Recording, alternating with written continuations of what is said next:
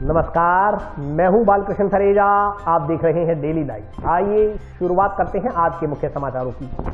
Junction के सुरेशिया क्षेत्र में कब्जे तोड़ने गए नगर परिषद अमले को करना पड़ा विरोध का सामना। वार्ड वासियों ने लगाया धक्काशाही का आरोप। सरकारी अस्पताल के समक्ष संघर्ष समिति का धरना जारी। छठे दिन ई रिक्शा चालकों ने दिया धरने को समर्थन। प्रधानमंत्री फसल बीमा योजना के प्रचार के लिए जिला कलेक्टर ने हरी झंडी दिखाकर रथों को किया रवाना। 11 दिसंबर को आयोजित होगी राष्ट्रीय लोक अदालत। तैयारियों को लेकर जिला विधिक सेवा प्राधिकरण ने ली पैनल अधिवक्ताओं की बैठक। अखिल राजस्थान राज्य कर्मचारी संयुक्त महासंघ ने विभिन्न मांगों को लेकर किया शिविरों का बहिष्कार। और अब समाचार विस्तार से। राजकीय अस्पताल को टाउन में ही रखने की मांग को लेकर चिकित्सालय के समक्ष चल रहा अनिश्चितकालीन धरना बुधवार को छठे दिन भी जारी रहा। बुधवार को ई रिक्शा चालक यूनियन के सदस्य धरने पर बैठे। राजकीय मेडिकल कॉलेज से संबद्ध अस्पताल को टाउन में ही रखने की मांग को लेकर एमजीएम राजकीय जिला चिकित्सालय के समक्ष चल रहा बेमियादी धरना बुधवार को छठे दिन भी जारी रहा। बुधवार को ई रिक्शा चालक यूनियन के सदस्य धरने पर बैठे। इससे पहले ई रिक्शा चालकों ने टाउन शहर के बाजार में रैली निकाली। रैली के रूप में ई रिक्शा चालक जिला अस्पताल के समक्ष पहुंचे और धरने पर बैठे। संघर्ष समिति सदस्यों की ओर से ई रिक्शा चालक यूनियन के पदाधिकारियों व सदस्यों का माला पहनाकर धरने पर बैठाया गया। इस मौके पर प्रधान करण सोनी ने जिला अस्पताल को टाउन में ही रखने की मांग दोहराते हुए कहा कि यहाँ से करीब 15 किलोमीटर दूर अस्पताल ले जाने का सरकार का निर्णय न्यायोचित नहीं है। इससे मरीजों में उनके परिजनों को असुविधा होगी, लोगों का रोजगार चला जाएगा, इसलिए अस्पताल को यथावत रखा जाए। उन्होंने कहा कि राजकीय मेडिकल कॉलेज का निर्माण जिला अस्पताल के साथ टाउन में ही किया जाना चाहिए था, क्योंकि जिला अस्पताल के आधार पर ही हनुमानगढ़ में मेडिकल कॉलेज स्वीकृत हुआ है। अगर ऐसा नहीं तो जिला अस्पताल से 4-5 किलोमीटर के दायरे में मेडिकल का निर्माण होना चाहिए। धरने पर बैठे संघर्ष समिति सदस्यों ने बताया कि आंदोलन की आगामी कड़ी में 7 दिसंबर को सुबह 10 बजे जन आक्रोश रैली निकाली जाएगी। इसकी तैयारियों को लेकर टाउन शहर के आसपास के गाँव में जनसंपर्क कर अधिकाधिक नागरिकों को जन आक्रोश रैली में हिस्सा लेने का आह्वान किया जा रहा है। साथियों, जिला अस्पताल बचाओ संघर्ष समिति के तहत जो अपने लगातार जो धरना चल रहा है, जिसकी हमें सबको जरूरत इसलिए पड़ी, हमारे हनुमानगढ़ में मेडिकल कॉलेज मंजूर हुआ। वो मेडिकल कॉलेज इस हनुमानगढ़ टाउन में जो जिला अस्पताल है, इसी के कारण वो मेडिकल कॉलेज मंजूर हुआ। लेकिन साथियों, कुछ जनप्रतिनिधियों के कारण और प्रशासन के कारण ये हॉस्पिटल मेडिकल कॉलेज जिला अस्पताल टाउन में जो हॉस्पिटल है उससे ही संबंध रखते हुए वो मेडिकल कॉलेज बनवाया जाए। जो बेस अस्पताल है वो इसी हनुमानगढ़ टाउन के जिला अस्पताल को ही रखा जाए। आज हम कम से कम 100 ई रिक्शा ने रैली निकाल के हॉस्पिटल बचाओ संघर्ष समिति के तहत जो हमने इनका समर्थन किया। अब समर्थन क्या है, ये हमारा काम है, हमें हॉस्पिटल बचाना है, हॉस्पिटल हमें ले जाने नहीं देना जंक्शन में। इसी के प्रति आज ये रोज रैली निकाली गई है। और मैं तो उन जनप्रतिनिधियों से भी कहूँगा कि जो हनुमानगढ़ के साथ सोतेला व्यवहार कर रहे हैं, ये अच्छी बात नहीं है। हनुमानगढ़ में क्या जानवर थोड़ी रहते हैं, यहाँ भी तो गरीब लोग रहते हैं। ये हॉस्पिटल यहाँ एक ही तो हमारे पास बचा था, बाकी तो आप ले ही गए सब जंक्शन में। ये एक ही चीज़ है यहाँ, इसको तो यहाँ रहने दो कम से कम। ये विनती है उनसे, बाकी तो उनके पास पावर है, उनका मसला है, पता नहीं वो क्या करेंगे। हो सकता है किला भी ले जाए कल को उठा के। तो मैं तो उनसे यही विनती करता हूँ कि हॉस्पिटल को कम से कम टाउन में रहने दें। और क्या होगा जी, गरीब आदमी के पास 20 रुपये सवारी अब होते हैं, 20 रुपये देने के लिए नहीं है तो नवा जाएंगे 300 रुपये लेंगे। कहाँ से आएंगे 300 रुपये? 20 रुपये भी नहीं है। प्रभाव तो पड़ता ही है। हमारी रिक्शा में तो गरीब आदमी बैठता है, करोड़पति तो अपनी गाड़ी लेके जाता है। बताओ कौन बैठेगा हमारी रिक्शा में? हमारी रिक्शा में तो गरीब आदमी सवारी करता है, और गरीब आदमी के पास 300 रुपये देने के लिए नहीं होंगे तो वो नवा जाएगा कैसे? जिला अस्पताल बचाओ संघर्ष समिति के तहत जो यहाँ धरना चल रहा है, इस धरने के तहत आज ई रिक्शा यूनियन के लोग बाग बैठे।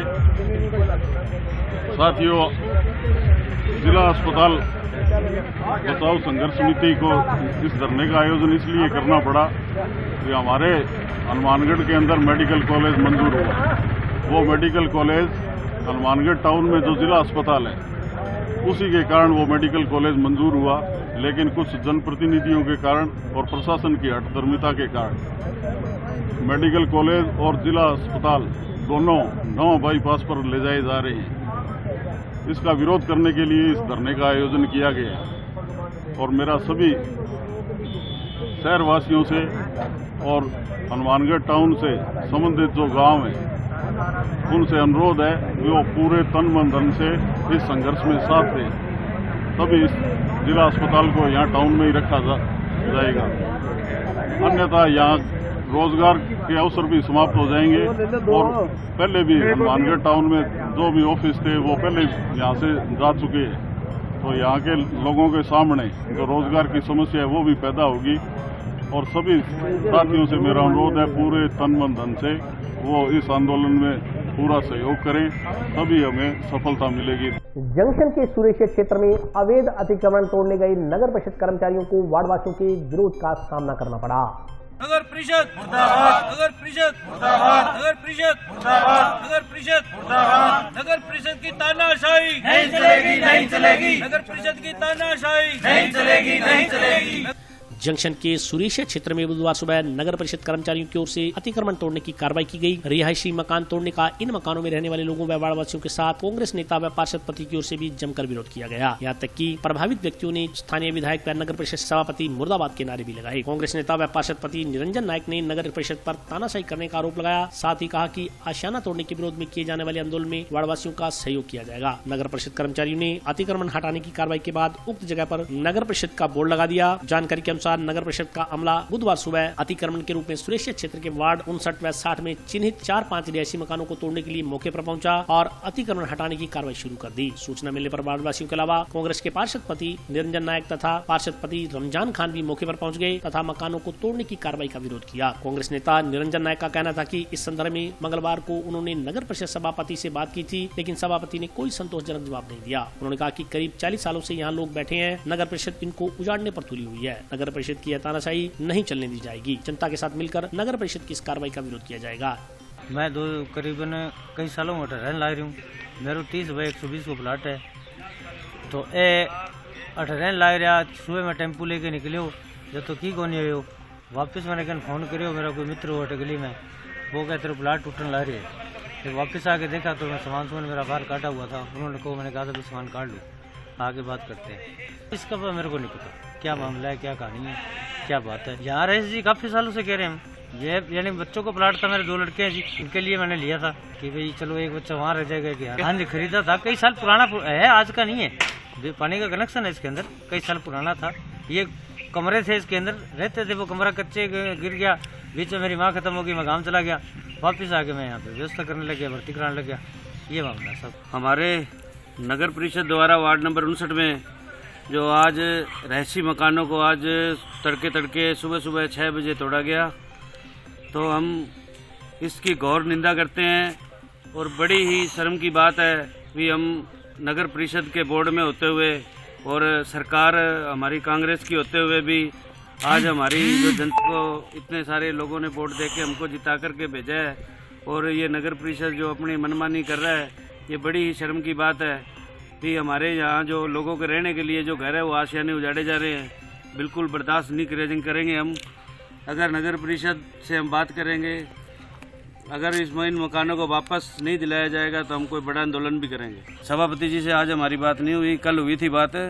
तो सभापति महोदय कल एक ही प्लाट में बोर्ड लगा के गए थे। सभापति महोदय ने कहा कि भाई कोई बात नहीं, अपने कल देखेंगे। यहाँ लोग लगभग 35 सालों से रह रहे हैं, सभी के बिजली पानी के कनेक्शन है। ये देखिए आप, मकान इसमें रह रहे हैं, ये किसी का मंजा पड़ा है। ये काम सारा रहने वाले लोगों के मकान तोड़ के, कितनी शर्म की बात है। प्रधानमंत्री फसल बीमा योजना के प्रचार के लिए तैयार किए गए रथों को आज जिला कलेक्टर ने हरी झंडी दिखाकर रवाना किया।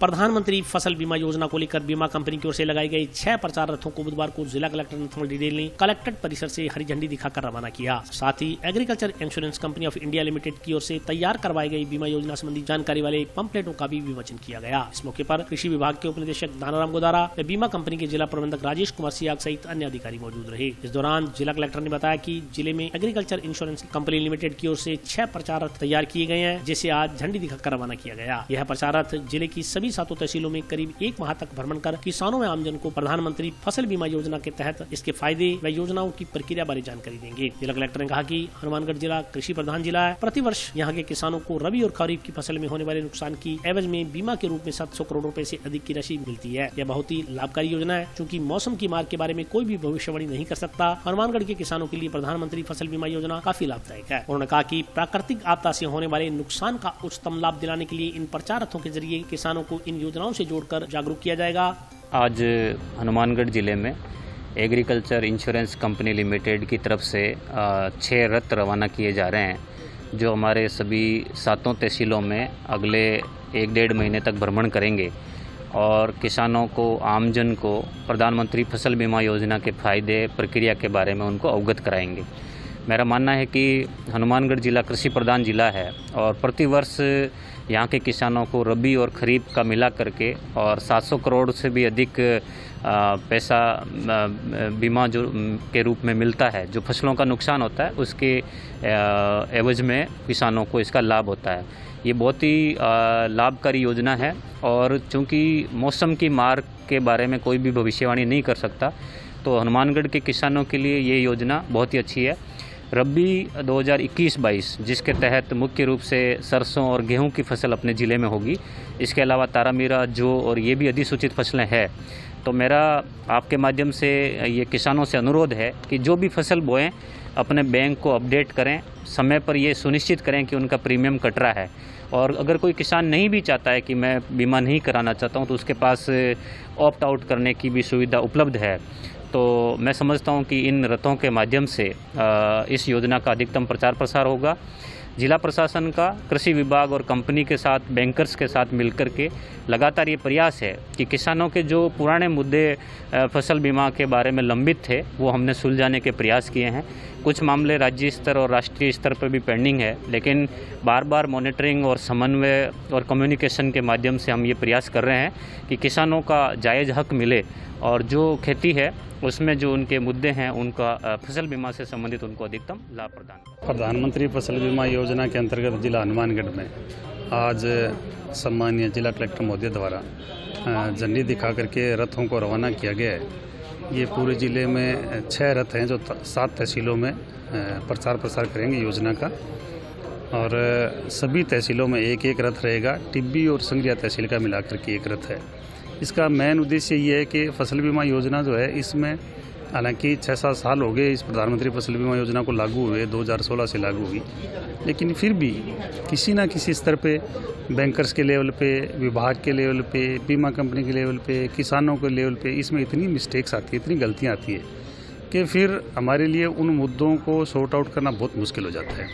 क्योंकि इसमें कोई अकेला विभाग तो शामिल है नहीं, इसमें भारत सरकार, राजस्थान सरकार का प्रीमियम आता है, किसानों का प्रीमियम आता है, बीमा कंपनी अलग से होती है, फसलों का अलग इशू रहता है, बैंकर्स अलग रहते हैं।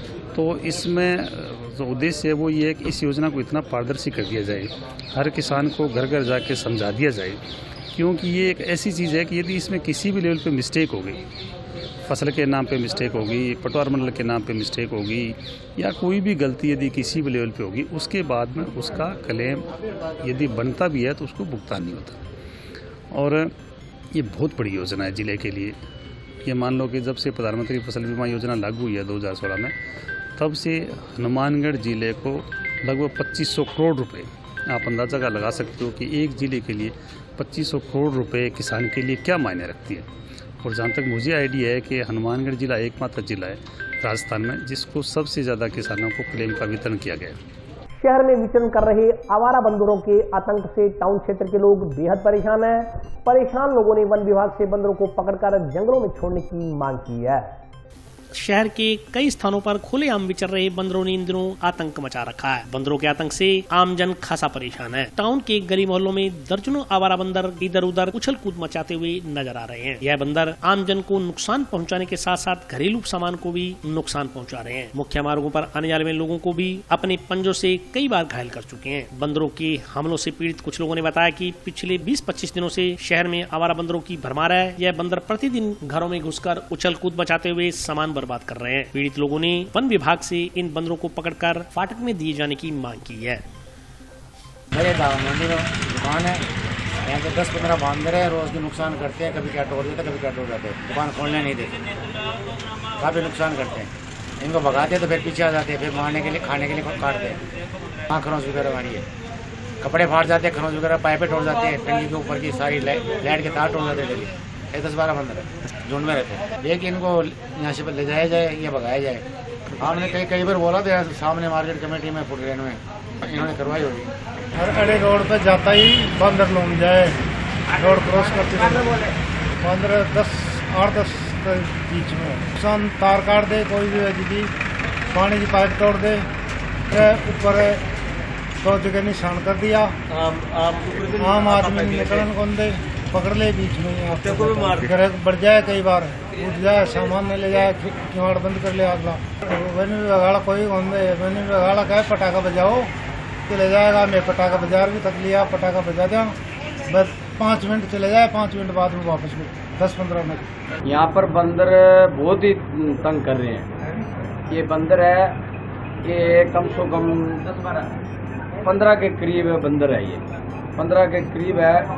मैंने तो ये पढ़ना ऐसे ले रखा था, इधर से बंदर किसी ने मजाक में क्या पता क्या बोल दिया बंदर को, और एक पास में मेरे बैठा था, वो जब सीट से उठा ना तो मेरे को एक बंदर ऐसे पकड़ लिया और एक ने ऐसे पकड़ लिया, मेरे को ऐसे कर दिया, और एक ने यहाँ बाह में मेरे यहाँ लगा लिया, ऐसे पकड़ लिया। ये तो कमीज थोड़ा पड़ा था तो थोड़ा मैं बच गया, नहीं तो बंदर मेरे को काट देते सारा।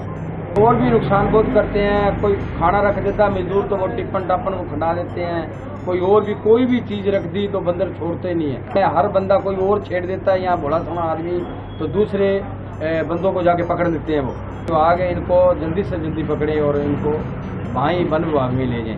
यहाँ पे उपज मंडी में आते हैं पर्ची देने, तो बंदरों ने इतना ज़्यादा भयंकर उत्पात मचाया है। कभी वो पर्ची छीन के भाग जाते हैं, कभी कोई उर्वरक आई हुई थी उनको नुकसान पहुँचा देते हैं। उनको कोई वन विभाग वालों को भी बोला है, उन्होंने कोई कार्रवाई तो की नहीं है अभी, तो जी बहुत परेशान होती है। हाँ, मेरे को नहीं मारी पता, अभी और थे हमारे भाई, उनको भी मारी हुई है। मांग यही है जी इनको लेके जाए वन विभाग वाले पकड़ के, यहाँ से दिक्कत बहुत ज़्यादा आई है। और अभी वक्त ब्रेक का, हाजिर होता हूँ छोटे से।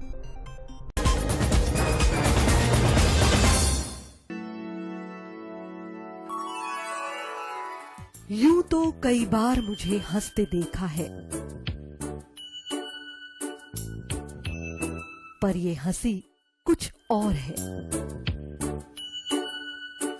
ये गहना मुझ पर जचता है, पर ये महज एक गहना नहीं, ये रूपरेखा है मेरे मन की, हंसती खिलखिलाती लहरों की, जो आतुर थी अब तक मुझ पर सजने को। इसलिए ये गहना ही मेरा सच्चा श्रृंगार है, श्रृंगार है, श्रृंगार है।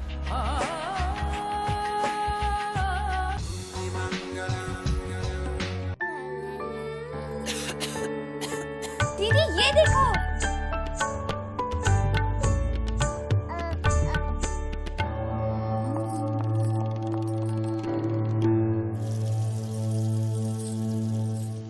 नोवेल कोरोना वायरस बीमारी को फैलने से रोका जा सकता है। खांसी और छींक के बाद और बच्चे को छूने से पहले अपने हाथों को साबुन से धोकर इसे फैलने से रोक सकते हैं। वो डॉक्टर साहब हैं? भाई साहब खांसी और बुखार था, सोचा चेक करवा लूं।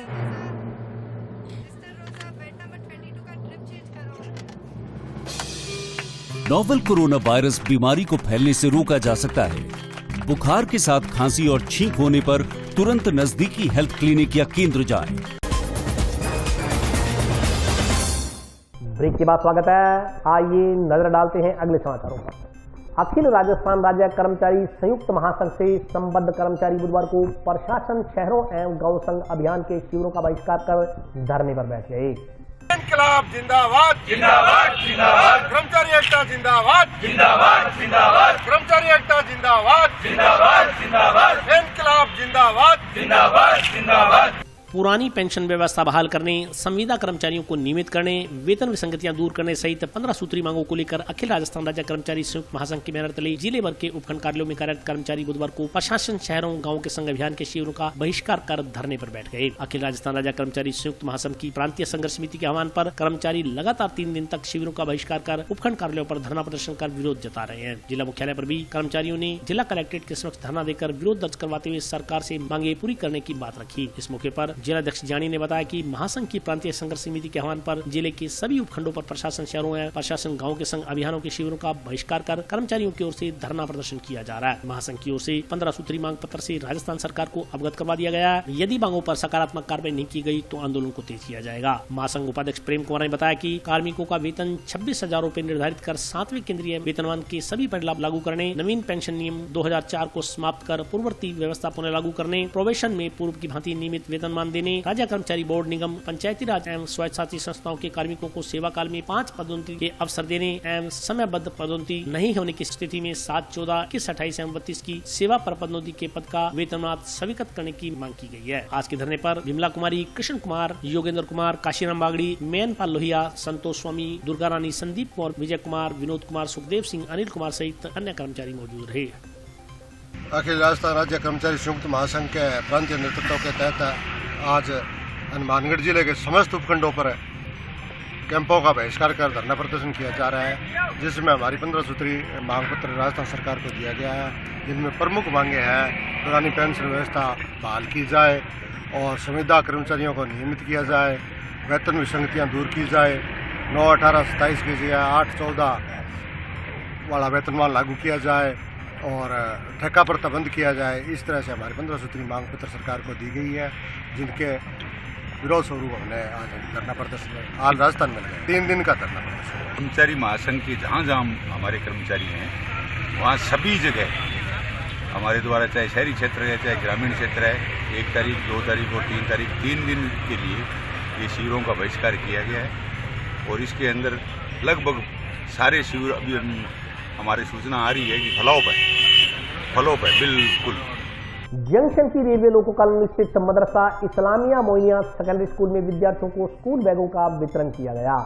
जंक्शन की रेलवे लोको कॉलोनी स्थित मदरसा इस्लामिया मोइनिया सेकेंडरी स्कूल में अल्पसंख्यक विभाग की ओर से उपलब्ध करवाए गए स्कूल बैग के वितरण का बुधवार को कार्यक्रम आयोजित किया गया। कार्यक्रम की अध्यक्षता लोको मस्जिद कार्यकारिणी के अध्यक्ष जावेद पठान, उपाध्यक्ष अफसार आलम, सचिव फिरोज खान, कोषाध्यक्ष नसीम अहमद आदि रहे। कार्यक्रम के दौरान रेलवे लोको मस्जिद की नई कार्यकारिणी की ओर से विद्यार्थियों को बैग वितरित किए गए। स्कूल प्रबंधन ने अतिथियों को बताया कि विद्यालय में सर्व समाज के बच्चों को निःशुल्क शिक्षा दी जाती है। हिंदी, अंग्रेजी के अलावा तृतीय भाषा उर्दू, पंजाबी, संस्कृत एवं कंप्यूटर की भी शिक्षा दी जाती है। सरकार की ओर से उपलब्ध करवाई जाने वाली विभिन्न सुविधाओं, पोषाहार, निःशुल्क पुस्तक वितरण आदि का भी लाभ विद्यार्थियों को दिया जाता है। इस मौके पर स्कूल स्टाफ के अमनदीप सिंह, राजपाल कौर, प्रियंका शर्मा, अब्दुल बारिक आदि मौजूद थे। मुझे आज इस संस्था को चलाते हुए तकरीबन 1 साल हो गया है और इस संस्था को चलते, इस मदरसे को चलते और स्कूल को चलते हुए कम से कम 30 से 35 साल हो गए हैं। जो पुरानी कमेटी थी उनके द्वारा थोड़ा ध्यान नहीं दिया गया, उसके कारण ये नीचे का स्कूल में गिरावट आई और हमने इस साल ये स्कूल दोबारा से नए सिरे से स्टार्ट करा। आज 55 से 60 बच्चे हमारे पास हैं, हर धर्म के बच्चे हैं। हमारी ये कोशिश है कि हम बच्चों को अच्छी से अच्छी शिक्षा दे सकें। भी गवर्नमेंट ने हमें 3 टीचर दे रखे हैं, एक कंप्यूटर टीचर है और 2 अदर टीचर हैं और हमने उसके अलावा बच्चों पे ज़्यादा ध्यान देने के लिए 2 प्राइवेट टीचर रखे हुए हैं। अब अल्पसंख्यक विभाग की तरफ से हमने एक डिमांड रखी थी बच्चों के लिए, बैगों के लिए, तो उन्होंने कल हमें बैग बुला के दिए थे, तो आज हम उन बच्चों को बैगों का वितरण किया है। 11 दिसंबर को आयोजित की जाने वाली राष्ट्रीय लोक अदालत को लेकर जिला विधिक प्राधिकरण द्वारा पैनल अधिवक्ताओं की बैठक का आयोजन किया गया। राजस्थान राज्य विधिक सेवा प्राधिकरण के निर्देशानुसार 11 दिसंबर को आयोजित की जाने वाली राष्ट्रीय लोक अदालत के सफल आयोजन के लिए जिला विधिक प्राधिकरण सचिव एवं अपर जिला सेशन न्यायाधीश की ओर से पैनल अधिवक्ताओं के साथ एनडीआर भवन में बैठक का आयोजन किया गया। सचिव संदीप कौर ने बताया कि राजस्थान राज्य विधिक सेवा प्राधिकरण जयपुर के निर्देशानुसार 11 दिसंबर को संपूर्ण राज्य में ऑनलाइन व ऑफलाइन दोनों माध्यमों से राष्ट्रीय लोक अदालत का आयोजन किया जाएगा। राष्ट्रीय लोक अदालत में पक्षकार प्री लिटिगेशन प्रकरणों, राजीनामा योग्य प्रकरणों, NI act, money recovery cases, MCT cases, labour and employment dispute cases, वैवाहिक विवाद, भूमि अधिग्रहण, न्यायाधिकरणों के समक्ष लंबित वेतन भत्तों और सेवारती लाभों से संबंधित सेवा मामले, राजस्व मामले, अन्य दीवानी मामले आदि प्रकरणों का राजीनामा के माध्यम से निस्तारण करवा सकते हैं। लोक अदालत के लाभों की जानकारी देते हुए उन्होंने बताया कि लोक अदालत में प्रकरण के निस्तारण से इस प्रकरण में लगने वाला समय व धन की बचत होती है। इसके अलावा प्रकरण की कोर्ट फीस भी वापस मिल जाती है। किसी भी पक्ष को सजा नहीं मिलती, मामले का अंतिम रूप से निपटारा हो जाता है तथा सभी को आसानी से न्याय मिल जाता है। इस मौके पर लोक अदालत संबंधी एक पोस्टर का भी विमोचन किया गया। माननीय नालसा और रालसा के निर्देशानुसार और जिला एवं सेशन न्यायाधीश हनुमानगढ़ श्री संजीव मागो के निर्देशन में हम 11 दिसंबर को राष्ट्रीय लोक अदालत का आयोजन करने जा रहे हैं। इसमें तमाम दांडिक शमनीय प्रकरण, 138 NI एक्ट के केसेस, मोटर वाहन दुर्घटना अधिनियम से संबंधित मामला, तलाक को छोड़कर अन्य वैवाहिक विवाद, इस प्रकार के मामला रखे जाएंगे। इस राष्ट्रीय लोक अदालत का इस बार एक डिफरेंट फीचर है। हम डोर स्टेप काउंसलिंग का एक कॉन्सेप्ट इंट्रोड्यूस कर रहे हैं इस राष्ट्रीय लोक अदालत के माध्यम से। पूर्व में हम ये किया करते थे कि पक्षकारान को नोटिस देकर हम कोर्ट में बुलाते थे और दोनों पक्षकारान की समझाइश न्यायालय के द्वारा की जाती थी। इस बार हमारा ये प्रयास होगा कि हम जहाँ पे पक्षकारान रहते हैं उनके डोर स्टेप पर जाकर उनकी समझाइश करें। दोनों पक्षकारान जिस इलाके के हैं वहाँ के जनप्रतिनिधियों को अपने साथ एसोसिएट करते हुए दोनों की उसी इलाके में जाके समझाइश की जाएगी और उनको राजीनामा के माध्यम से प्रकरण का निस्तारण करने के लिए प्रेरित किया जाएगा। दिनांक 11 दिसंबर राष्ट्रीय लोक अदालत। सबसे गुजारिश है कि उनकी जानकारी में यदि ऐसे कोई मामलात हों, उनके किसी पड़ोसी रिश्तेदार जानकार का कोई न्यायालय में मामला लंबित है जिसमें राजीनामा के माध्यम से निस्तारण हो सकता है, तो सब तक ये जरूर इंफॉर्मेशन पहुंचाएं। 11 दिसंबर राष्ट्रीय विद्या संबल योजना के तहत टाउन स्थित नेहरू मेमोरियल पीजी कॉलेज में खाली पड़े व्याख्याताओं के पदों को भरा जाएगा। राजस्थान सरकार द्वारा जारी विद्या संबल योजना के तहत टाउन की राजकीय नेहरू मेमोरियल पीजी महाविद्यालय में खाली पड़ी सीटों पर व्याख्याताओं की भर्ती की जाएगी। इस संदर्भ में जानकारी देते हुए नेहरू मेमोरियल पीजी कॉलेज के प्राचार्य नरेंद्र भामू ने बताया कि महाविद्यालय में कई विषयों के व्याख्याताओं की सीट खाली पड़ी है। इस दौरान मुख्यमंत्री ने विद्या संबल योजना के तहत इन सीटों को भरने का आदेश दिया है। इस योजना के तहत बाहर के व्याख्याताओं को महाविद्यालय से जोड़ा जाएगा जिससे कि विद्यार्थियों की पढ़ाई में आसानी हो सके। उन्होंने बताया कि अब महाविद्यालय में पूर्ण रूप से हर संकाय के प्राध्यापक मौजूद रहेंगे। मुख्यमंत्री महोदय की विद्या संबल योजना के अंतर्गत जो महाविद्यालयों के अंदर सीट वैकेंट है, 2/3 सीट वैकेंट है, मतलब 3 में से कम 2 एब्सेंट हैं, तो उसको अपने बजट घोषणा मुख्यमंत्री जी ने की थी। विद्या संबल योजना चलाई गई है। विद्या संबल योजना के अंतर्गत जो कॉलेज में सीट वैकेंट है, बच्चों की पढ़ाई का नुकसान हो रहा है, उन सब्जेक्ट्स के अंदर मेरिट के आधार पर उनका सिलेक्शन किया जाना। तो मेरिट के लिए सब चीज़ें जारी कर दी गई थी कि इस तरह से मेरिट बनेगी। हमने इसमें आमंत्रित कर लिए थे, 2 महीने पहले हमने आमंत्रित कर लिए थे। अब उसका बजट भी मंजूर हो चुका है और अब हमारे महाविद्यालय में, राजकीय नेहरू मेमोरियल महाविद्यालय में रसायन शास्त्र में जिनका सिलेक्शन हुआ है मेरिट के आधार पर, वो देवेंद्र कुमार है। व्यावसायिक प्रशासन में मोनिका जी हैं और गृह विज्ञान में ये वीरपाल कौर हैं। अर्थशास्त्र में रेणु जी हैं और राजनीति विज्ञान में ये महेंद्र कुमार हैं। ये 5 विषयों के भी आ रहे हैं प्राध्यापक हमारे। और हिंदी विषय में अभी ये दोनों जो मेरिट में स्थान था जिनका, उन्होंने रिफ्यूज़ कर दिया। अब 3rd वाले को हम चांस दें। 6 हमारे पास ऐसे विषय थे महाविद्यालय के अंदर जिनमें प्रोफेसर्स की कमी थी और वो कमी पूरी हो जाएगी, तो अब हमारी संख्या काफ़ी बढ़ जाएगी। मतलब यूँ है कि प्रत्येक कोई भी अब ऐसा सब्जेक्ट नहीं रहेगा जिसके अंदर की कोई खाली पोस्ट हो, 0 पोस्ट जिसे हम कहते हैं, वो नहीं रहेगी। इससे बच्चों को पढ़ाने में थोड़ी सुविधा रहेगी। 2 तारीख से इनको ज्वाइनिंग करवा रहे। पर पीरियड इनका होता है, वो तो एक मानदेय जो है वो डिसाइडेड होता है, वो सरकार की तरफ से दिया गया। 42,000 रुपये मैक्सिमम होते हैं और बाकी पर पीरियड होता है। और आज के लिए बस इतना ही। कल फिर हाजिर होता हूँ नए समाचारों के साथ। तब तक के लिए नमस्कार।